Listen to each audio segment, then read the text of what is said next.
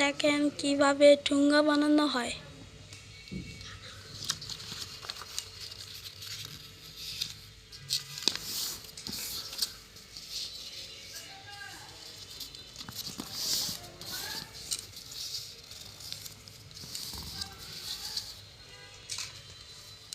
আটা দেওয়া হচ্ছে, এটা আটা জাল দিয়ে বানানো।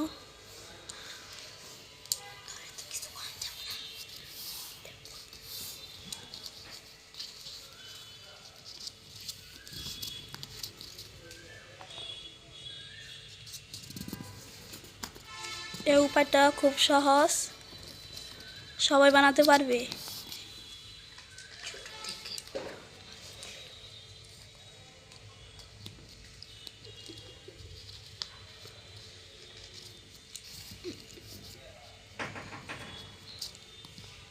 তো দেখতে পাচ্ছেন মাত্র 30 সেকেন্ডে বা 1 মিনিটের মধ্যে কত সুন্দর ঠুঙ্গা তৈরি হয়ে গেল।